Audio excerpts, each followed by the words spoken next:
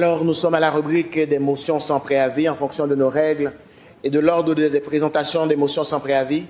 Je reconnais un membre du deuxième groupe d'opposition, Monsieur le député d'Hochelaga. Merci, Monsieur le Président. Je sollicite le consentement de cette Assemblée pour présenter la motion suivante, conjointement avec les députés de Blainville, la députée de Notre-Dame-de-Grâce, la députée de Terrebonne et le député de Rosemont.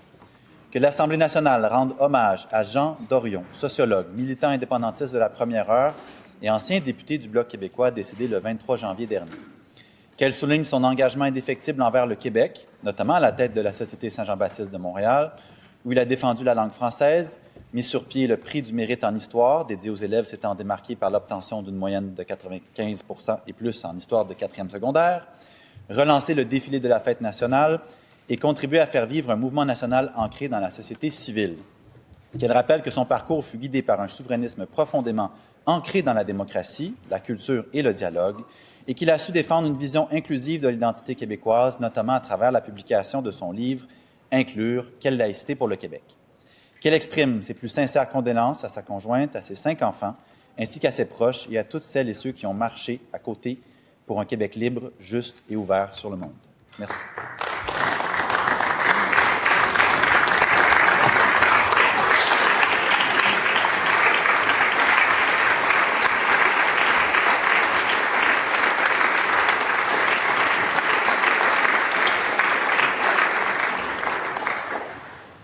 Y a-t-il consentement pour débattre de cette motion?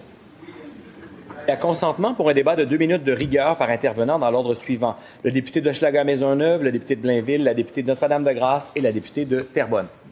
Alors, je comprends qu'il y a un consentement pour un débat de rigueur et qui commencerait par comme premier intervenant, Monsieur le député d'Hochelaga. Merci, Monsieur le Président. J'aimerais d'abord saluer dans les gradins la famille de M. Jean Dorion, sa conjointe Hiromi Tsunezuka et son fils Émile Dorion, ainsi que la successeure de M. Dorion à la direction de la Société Saint-Jean-Baptiste de Montréal, Mme Marianne Alpin. Bonjour. C'est avec une grande tristesse que nous avons appris le décès de M. Jean Dorion le 23 janvier dernier. M. Dorion a toujours porté une vision de nationalisme inclusif. Il était pour plusieurs militants et militantes une grande source d'inspiration, notamment au sein de ma famille politique. C'est un grand Québécois qui nous quitte, un militant de la première heure du mouvement indépendantiste, ayant participé au RIN dans les années 60. Plus tard dans son parcours, il a fait son chemin jusqu'au cabinet des ministres Jacques Couture et Gérald Godin pour mener une politique d'immigration inclusive et appliquer la nouvelle loi 101. Jean Dorion défendait l'idée qu'aller vers les gens issus de l'immigration et de s'en faire des amis était la meilleure façon de les guider dans le développement de leur identité québécoise. Alors que les débats sur la place de l'immigration et de la laïcité ont pris une plus grande place dans l'espace public, il a toujours défendu une vision d'un Québec qui tend la main et qui fait une place à la table pour ceux et celles qui nous rejoignent. Son essai « Inclure, quelle laïcité pour le Québec » a marqué de manière constructive le débat sur la laïcité au Québec. Il a été délégué général du Québec au Japon dans les années 90. Il aura même mérité la médaille de l'Ordre du Soleil levant, l'une des plus grandes distinctions offertes par le Japon, et donc la preuve que son passage ne laissait personne indifférent. Son militantisme à la présidence générale de la Société Saint-Jean-Baptiste de Montréal, ainsi que de la Fête nationale, a notamment été marqué par le retour du grand défilé de la Saint-Jean après 20 ans d'absence et la mise sur pied du prix Mérite en histoire dédié aux élèves s'étant démarqués par l'obtention d'une moyenne de 95 % et plus en histoire du 4e secondaire. Son tour du chapeau militant culmine par son élection comme député du Bloc québécois dans le comté de Longueuil-Pierre-Boucher en 2008. J'ai assisté à ses funérailles à la maison Ludger du Vernet à Montréal et j'ai été marqué par la qualité, la quantité et la beauté des éloges et témoignages à son égard. En plus d'être un citoyen exemplaire, c'était visiblement aussi un bon père et surtout un bel humain. En terminant, je souhaite offrir mes plus sincères condoléances à sa famille et à ses proches. Merci.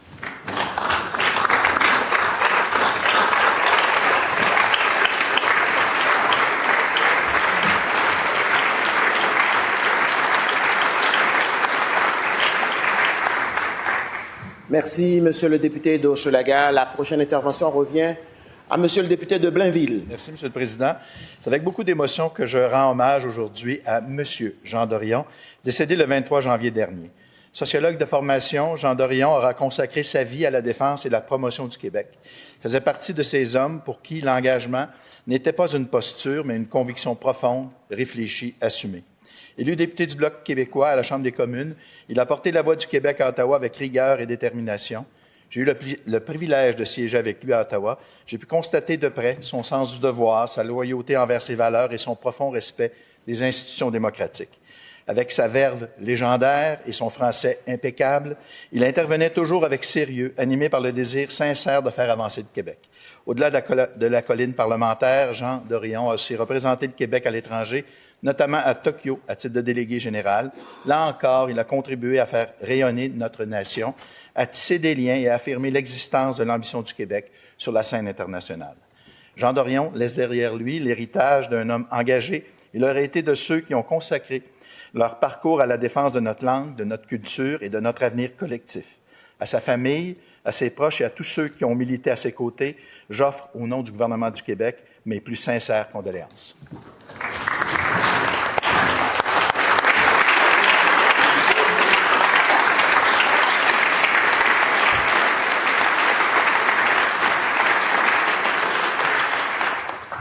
Merci, Monsieur le député de Blainville. Et je reconnais maintenant Madame la députée de Notre-Dame-de-Grâce. Merci, Monsieur le Président. Nous prenons aujourd'hui la parole pour rendre un hommage sincère à Monsieur Jean Dorion, sociologue, diplomate, député et homme d'engagement, qui a marqué la vie publique québécoise. Homme de conviction, il a consacré sa carrière à défendre la vitalité de la langue française et à nourrir le débat démocratique. 2 fois président de la Société Saint-Jean-Baptiste de Montréal, il a contribué de manière déterminante au rayonnement de notre culture et de notre langue commune. On lui doit notamment le retour du défilé de la Fête nationale, un geste important qui a ravivé l'esprit rassembleur de cette célébration. Son engagement a également dépassé nos frontières. Délégué général du Québec à Tokyo de 1994 à 2000, il a œuvré au rapprochement entre le Québec et le Japon, renforçant les liens culturels, économiques et institutionnels. Cette contribution lui a d'ailleurs valu l'Ordre du Soleil levant, distinction très prestigieuse du gouvernement japonais. Convaincu du rôle essentiel de l'histoire, il rappelait que la mémoire partagée cultive la confiance d'un peuple en son avenir. Lorsqu'il s'est penché sur la question de la laïcité dans son ouvrage « Inclure quelle laïcité pour le Québec », on retrouvait cette même cohérence, une volonté d'apaiser plutôt que de diviser, de proposer une réflexion ouverte, nuancée, guidée par la recherche d'équilibre, de justice et d'inclusion. Effectivement, de créer un sentiment d'appartenance et de confiance chez tous les Québécois et toutes les Québécoises, peu importe leurs origines. Nous saluons la contribution exceptionnelle de M. Doyon et nous offrons nos plus sincères condoléances à sa famille et à ses proches. Que son souvenir demeure vivant. Merci.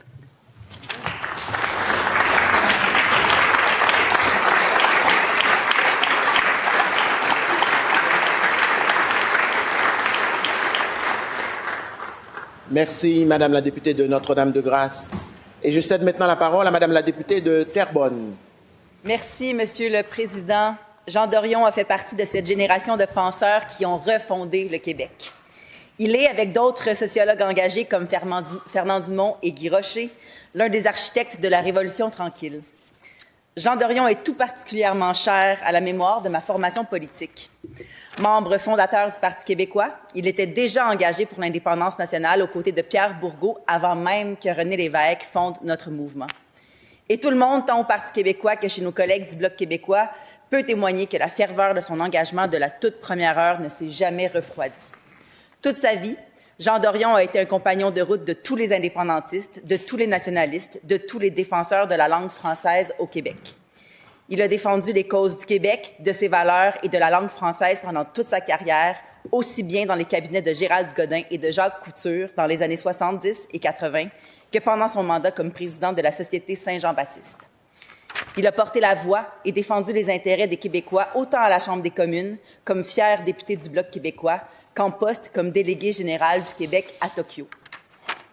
Après tant d'années de dévouement au service public, Jean Dorion laisse dans toutes les mémoires le souvenir d'un homme engagé, d'un véritable humaniste et d'un bâtisseur du Québec moderne. Au nom du Parti québécois, j'aimerais donc adresser mes plus sincères condoléances à ses proches. Merci, M. Dorion. Merci, M. le Président. Bravo.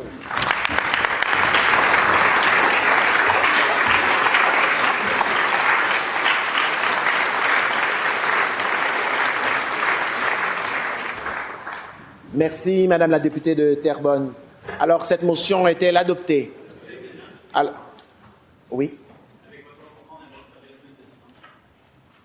Merci beaucoup, Monsieur le leader, de le demander. Donc, nous allons observer 1 minute de silence à la mémoire de Monsieur Jean Dorion.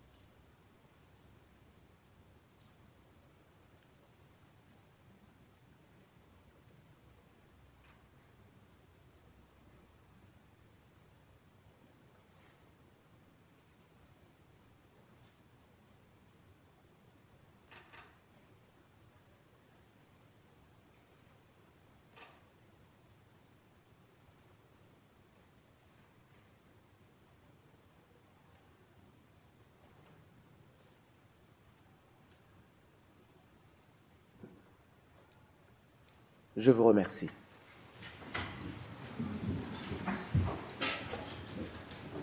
Monsieur le leader, oui.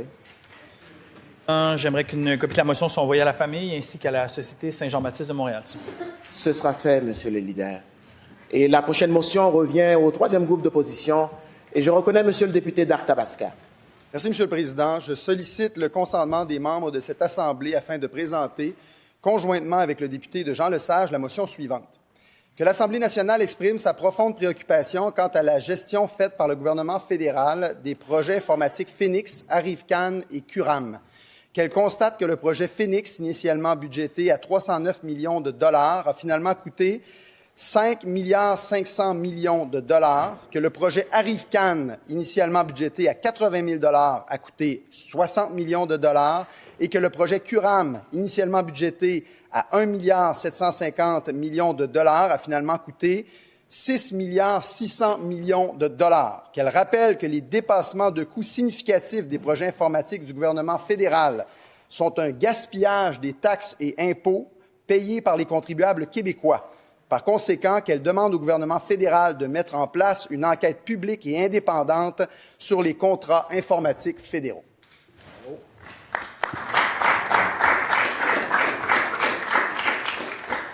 Y a-t-il consentement pour débattre de cette motion? Sans débat, Monsieur le Président. Il y a consentement sans débat. Monsieur le député des Îles-de-la-Madeleine. Oui, j'aimerais qu'on tienne un vote électronique, s'il vous plaît. Un vote électronique a été demandé. La période de vote est ouverte.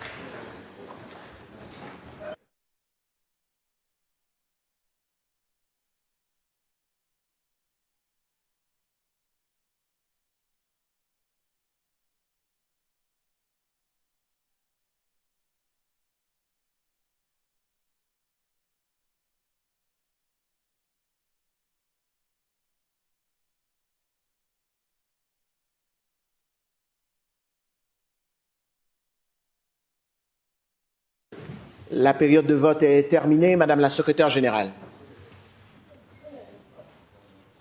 Pour 107, contre aucun, aucune abstention. Cette motion est donc adoptée. Monsieur le député des Îles-de-la-Madeleine. Monsieur le Président, j'aimerais que copie de cette motion soit transmise à la Chambre des communes, au cabinet du Premier ministre du Canada ainsi qu'aux chefs des partis politiques représentés au Parlement du Canada. Ce sera fait, Monsieur le député des Îles-de-la-Madeleine. Et la prochaine motion revient au gouvernement et je reconnais Monsieur le Premier ministre. Oui, merci, Monsieur le Président. Donc, je sollicite le consentement de cette Assemblée afin de présenter la motion suivante, conjointement avec le chef de l'opposition officielle, la chef du 2e groupe d'opposition, le chef du 3e groupe d'opposition, les députés de Taillon, Rimouski, Saint-Laurent et Rosemont, que l'Assemblée nationale du Québec rappelle que depuis 4 ans, l'invasion de l'Ukraine par la Russie engendre de terribles conséquences humaines et matérielles, qu'elle réaffirme toute sa solidarité envers le peuple ukrainien et les Québécois d'origine ukrainienne, qu'elle salue la résilience admirable du peuple ukrainien, qu'elle réitère l'importance de poursuivre les efforts internationaux d'aide à l'Ukraine, notamment pour sa défense et sa reconstruction, qu'elle réaffirme son soutien au respect de l'intégrité territoriale de l'Ukraine et aux valeurs de démocratie, d'État de droit, qu'elle soutienne l'importance d'un dénouement diplomatique à cette guerre pour parvenir à une paix durable avec des garanties de sécurité et négociée par toutes les parties. Qu'enfin, l'Assemblée nationale observe une minute de silence à la mémoire des victimes de cette invasion.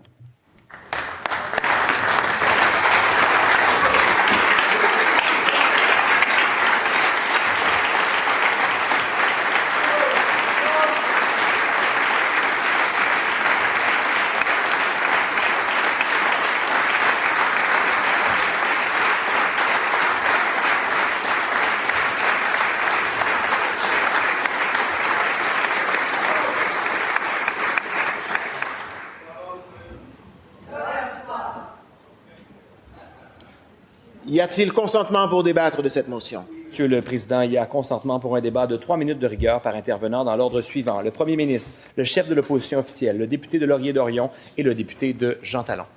Alors, je comprends qu'il y a un consentement afin qu'il y ait un débat de 3 minutes et je commencerai par céder la parole à Monsieur le Premier ministre. Oui, merci, Monsieur le Président. Donc, 4 ans après l'invasion de Vladimir Poutine, le peuple ukrainien lutte toujours pour sa liberté. Il résiste toujours à cette attaque qui viole le droit international et le Québec est toujours derrière l'Ukraine. Aujourd'hui, on souligne le courage, la détermination, la résilience des Ukrainiens.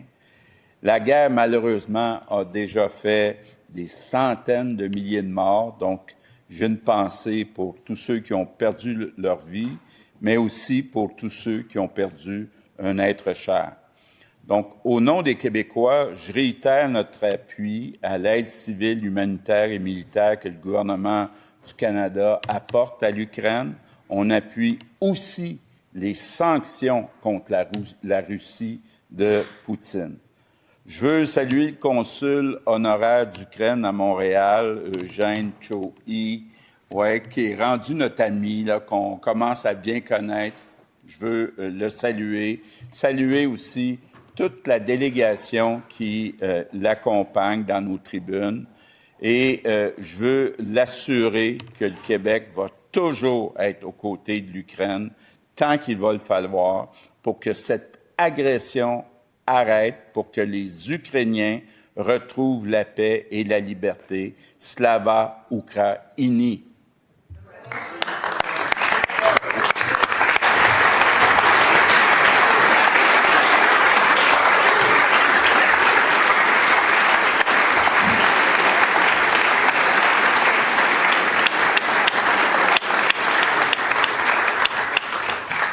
Merci, Monsieur le Premier ministre. La parole revient maintenant au chef de l'opposition officielle. Aujourd'hui, Monsieur le Président, on se lève pour exprimer notre soutien au peuple ukrainien. On se lève pour souligner la résilience, le courage, la détermination, la fierté, la droiture des Ukrainiens. Des gens qui continuent, malgré toutes leurs difficultés quotidiennes, à se battre, à défendre leur pays et à mener un combat pour leur liberté. On se lève parce que depuis 4 ans déjà, 6 millions d'Ukrainiens ont dû quitter leur pays, fuir leur pays, leur patrie. Bien malgré eux, Monsieur le Président, car personne ne devrait avoir à quitter sa résidence, sa terre, son pays, à cause de guerres insensées. On se lève parce que depuis 4 ans déjà, les enfants ukrainiens grandissent dans la guerre, jamais en parfaite sécurité, jamais à l'abri d'attaques. On se lève parce que depuis 4 ans déjà, plus de 100 000 soldats ukrainiens sont décédés, plus de 15 000 civils ukrainiens ont péri et on a arraché la vie à près de 200 enfants de la nation. Un destin injuste, des conséquences irrécupérables, fruit d'une invasion traître et d'actions militaires illégales de la part du pays voisin. Mais, Monsieur le Président, il nous incombe encore aujourd'hui de rappeler notre soutien total à l'intégrité territoriale de l'Ukraine. Et autant il est important de souligner l'incroyable résistance de l'Ukraine, autant il est terrifiant de constater que plus le temps passe, plus cette guerre devient une guerre d'usure, avec une résolution claire de moins en moins certaine. Les crimes de guerre, les crimes contre l'humanité, des frappes aériennes sur les villes, sur les civils, des attaques contre les infrastructures d'énergie qui plongent des régions entières dans le noir, dans le froid. Tout ça, Monsieur le Président, parce que la Russie veut conserver sa place sur l'échiquier géopolitique mondial. Alors oui, nous réitérons l'appui formel, infaillible du Parti libéral du Québec, mais de l'ensemble de notre Assemblée à l'Ukraine et à sa quête pour une solution durable. Et nous offrons notre soutien indéfectible au peuple ukrainien et à toute la communauté ici au Québec qui, encore 4 ans plus tard, se lèvent tous les jours inquiets pour leurs proches. Slava Ukraini.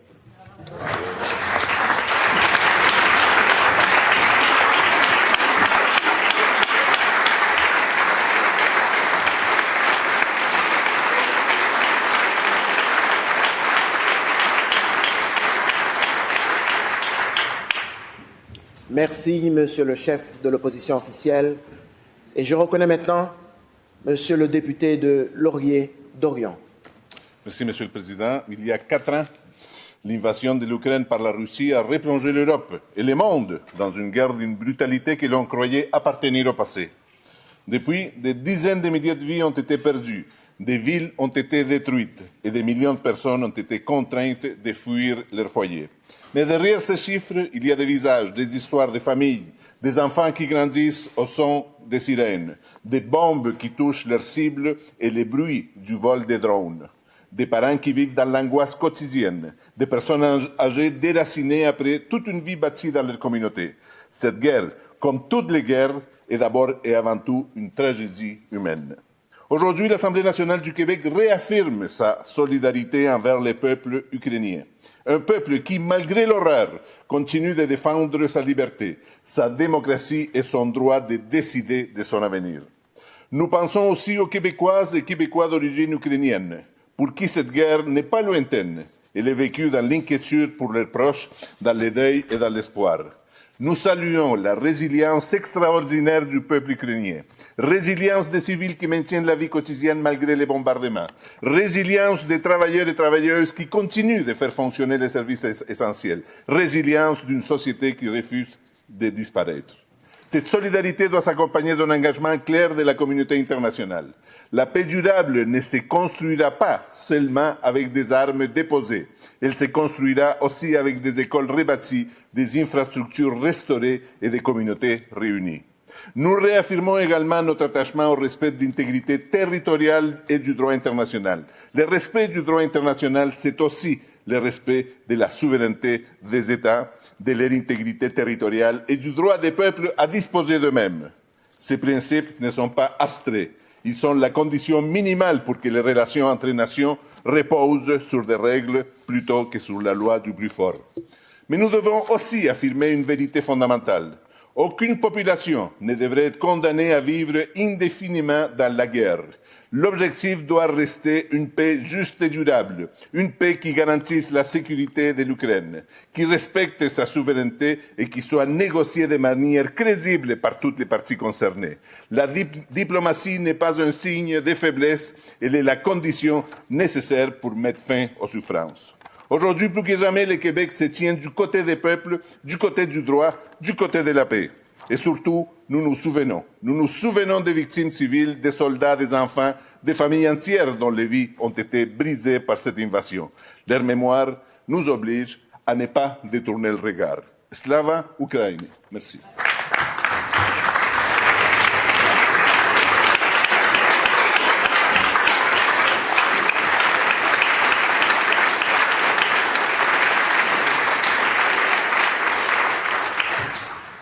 Merci, Monsieur le député de Laurier-Dorion, et je cède maintenant la parole à Monsieur le député de Jean Talon. Je me souviens, c'est notre devise. Je me souviens que le 24 février 2022, la Russie a lancé une agression à grande échelle contre l'Ukraine. Je me souviens que ce n'était pas le début de la guerre en Ukraine, la Russie ayant envahi la Crimée en 2014. Je me souviens de la longue histoire de la résistance de l'Ukraine contre l'envahisseur russe. Je me souviens du massacre de Boutcha et de tous les crimes de guerre et crimes contre l'humanité commis par la Russie dont les attaques indiscriminées contre les civils, les écoles et les hôpitaux. Je me souviens des victimes de ces crimes internationaux, dont les centaines de milliers de civils et militaires tués, ainsi que les 6 millions de réfugiés ukrainiens. Je me souviens des milliers d'enfants ukrainiens kidnappés par les Russes et toujours disparus. Je me souviens que les territoires occupés, y compris dans les régions de la Crimée, de Kherson, de Zaporijjia, de Donetsk, de Louhansk et de Kharkiv, appartiennent toujours à l'Ukraine. Je me souviens que l'Ukraine se bat pour sa liberté et son indépendance. Je me souviens que l'Ukraine tient tête avec courage à l'une des plus importantes puissances militaires du monde. Je me souviens que nos seuls vrais alliés, nos seuls vrais partenaires stratégiques dans le monde sont ceux qui ont un attachement sincère à la liberté et aux valeurs démocratiques, ceux qui appuient l'Ukraine. Et parce que je me souviens, j'exprime mon admiration pour la résistance et la résilience de l'Ukraine. Je rends hommage aux Ukrainiennes et aux Ukrainiens qui, au péril de leur vie, luttent pour leur droit à l'autodétermination et à l'existence nationale, parce que mieux vaut mourir debout que vivre à genoux. Je salue les Ukrainiennes et les Ukrainiens qui sont désormais parmi nous au Québec, mais qui craignent pour les leurs rester en Ukraine. Je nous appelle à joindre les actes à la parole de façon à renforcer le camp de la paix et de la démocratie contre la guerre et l'autoritarisme. Je nous appelle à bâtir et maintenir nos alliances de façon à assurer que la paix mondiale ne puisse pas être menacée par des tyrans tels que Vladimir Poutine. Je nous appelle à faire en sorte qu'il n'y ait pas de décision concernant l'Ukraine sans l'Ukraine à la table. Je nous appelle à ne jamais fléchir dans notre appui à la liberté et à l'indépendance de l'Ukraine. Vive l'Ukraine libre! Slava Ukraini!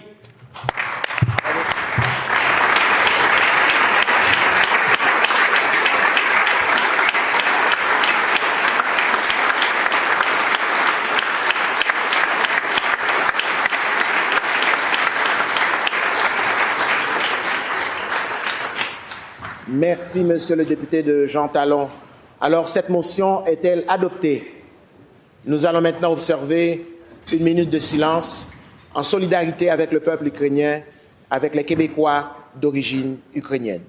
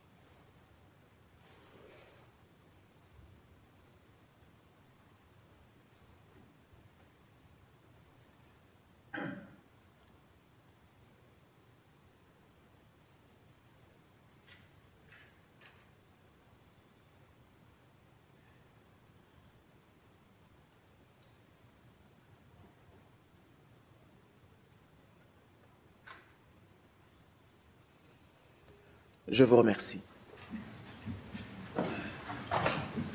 Et la prochaine motion revient à l'opposition officielle. Et je reconnais Monsieur le leader de l'opposition officielle. Monsieur le Président, je sollicite le consentement de cette Assemblée afin de présenter la motion suivante conjointement avec la députée de Laporte et la députée de Chomédé. Que l'Assemblée nationale reconnaisse qu'il serait mal avisé de tenir un référendum sur l'avenir politique du Québec dans un contexte de turbulence économique.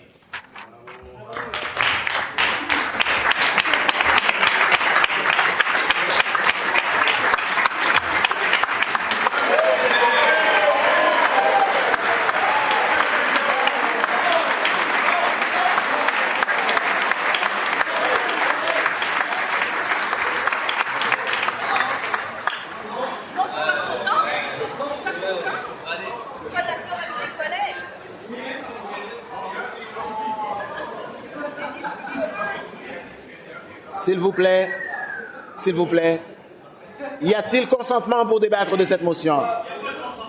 Il n'y a pas de consentement. Alors, nous poursuivons les travaux.